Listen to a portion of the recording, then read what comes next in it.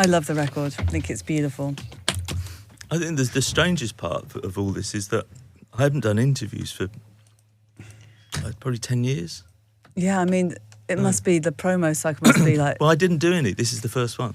Because I said that we don't need to do any of this. Oh, great. And they're going, well, come on, of course you do. And I said, no, seriously, we don't. So I haven't done any interview. This is the first interview. the first interview? This is Absolute Radio. Sunday Night Music Club. With Danielle Perry. Ready for part one of my conversation with Robert Smith of The Cure. Let's rewind a little bit.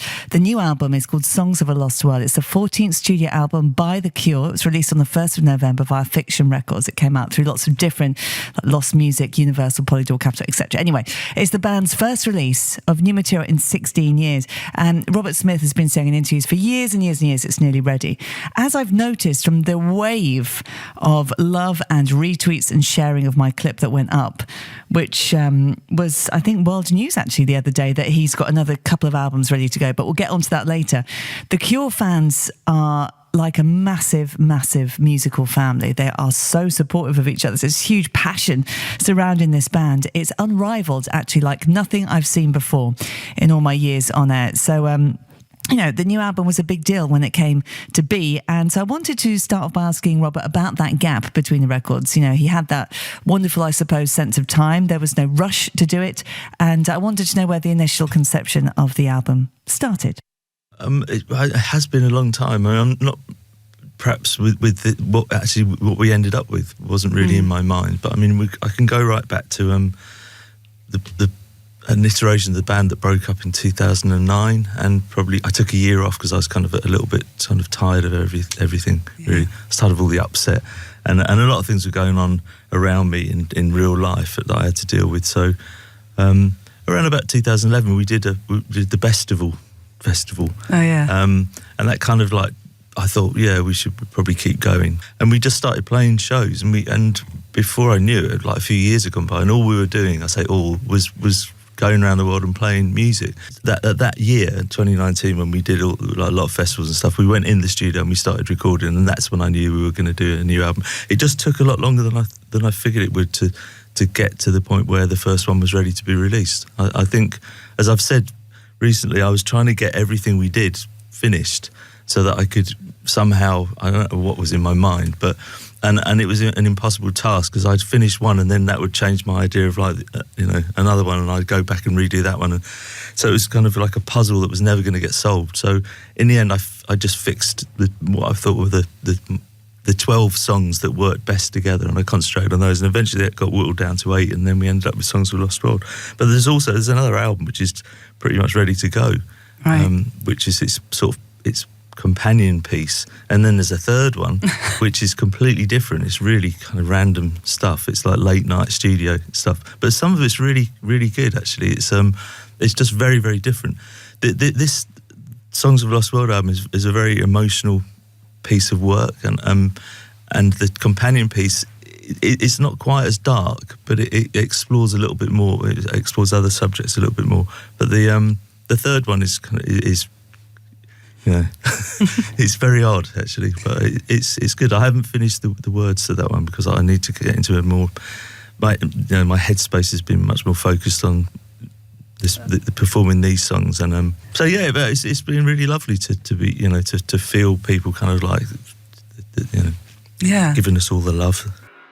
Taken from the new album Songs of a Lost World from The Cure, that is Alone on Absolute Radio tonight. We have Robert Smith from the band on the show, and that song particularly inspired by a poem which I asked Robert all about.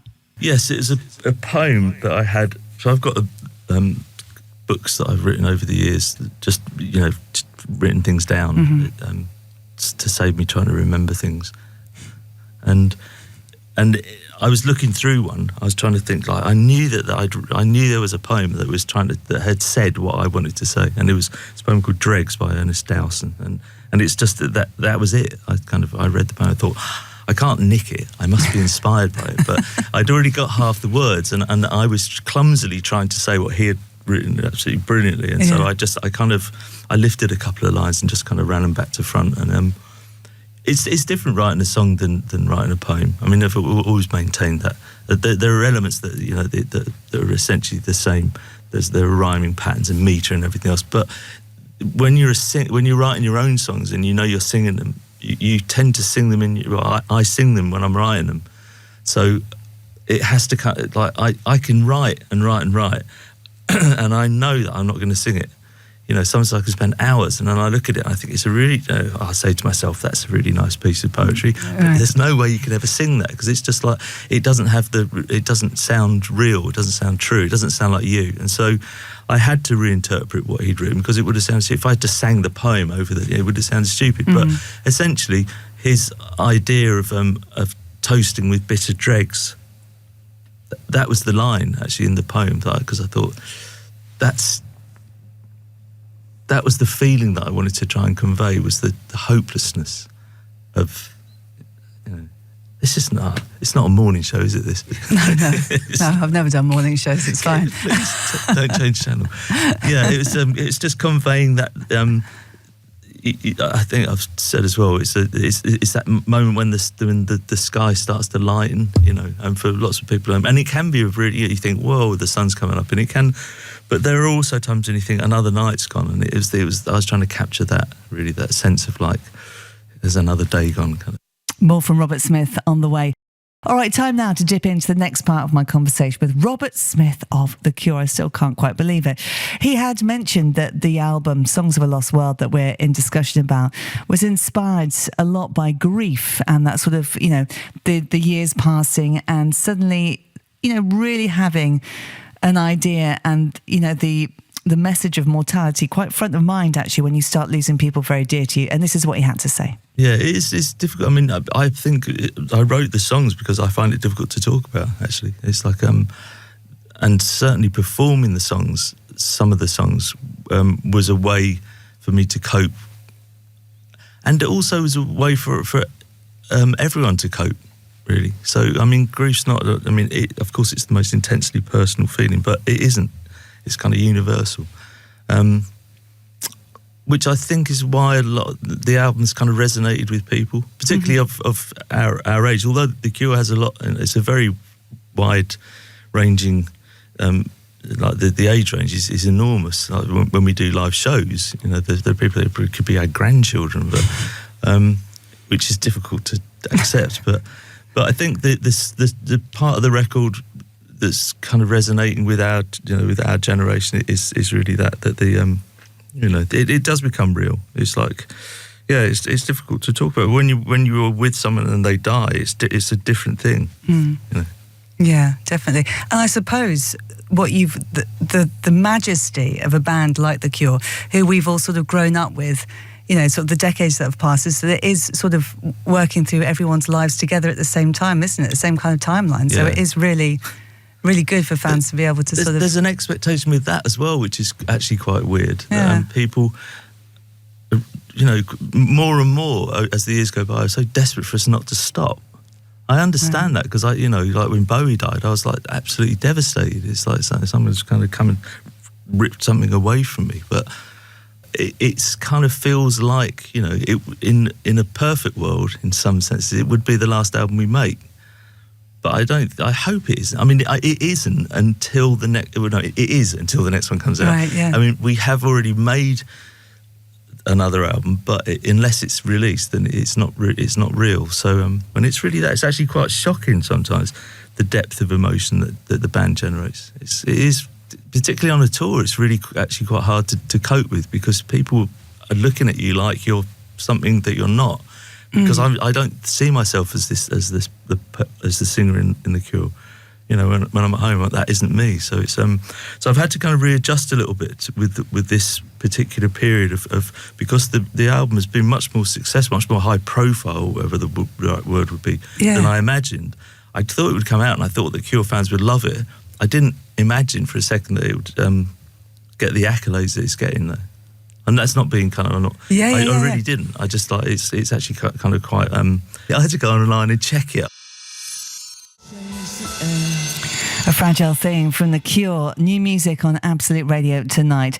And finally, with my conversation with Robert Smith, I asked him about the new albums that are on the way and when we can expect to hear them. Now, this came up when he just absolutely offered this information to me. It was a world exclusive. We put it out online and went absolutely crazy for it. So here is more detail on the new music that's incoming that everyone is so excited about. Set that we played at Troxy of the album, the live version, I've remixed it because obviously that was a live stream and it's still up there. But I've kind of reinterpreted it and that's coming out. But it benefits War Child, so it's not like a vanity project. He's actually doing some good. And it's sort of because I sort of wanted it to be kind of a physical reality. So whether anything else comes of that show, I'll wait and see. And the second album, I just have to finish a few, I think 2 or 3 vocals, and it's done. So I suppose I'll have to talk to the powers.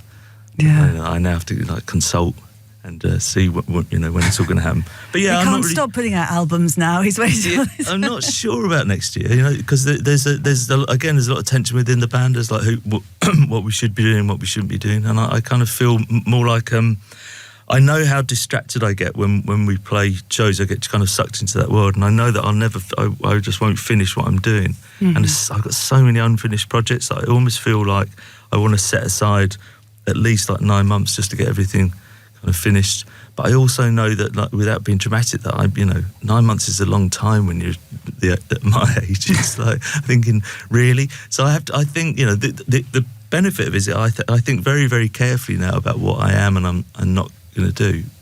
It's much more important to me that I don't waste my time now. When it's the same for everyone. When you're younger, it's like the end seems so far away that you can just waste I did wasted entire months. It's annoying looking back, isn't it? Wasted time. Although you can always figure that no time's really wasted. Even when you think you're wasting time, I think it's my idea of wasting time when I was young was reading books. So actually, it wasn't a waste of time at all. It probably done me more good than anything else I've ever done. It was my wasted time, and led to me writing songs. So but it's very it's kind of glib in a way, and I always been very aware of it that I don't have to work, and it always kind of makes me feel uncomfortable because it's like it's not really the case for most people. They can just like waste time because they don't have very much time to waste. So it's But yeah, I suppose a better way of putting it is I value my time a lot more now than I used to. Absolute gentleman, isn't he? So funny, so humble, so gentle, and so wildly sort of talented and inspired. What an absolute treat. I feel very, very honoured to have met Robert Smith. You can listen back to this show if you want to pass it around to your mates who may have missed it on Rayo, whenever you fancy. I'll put some links up online as well, so give us a follow. Danielle Perry.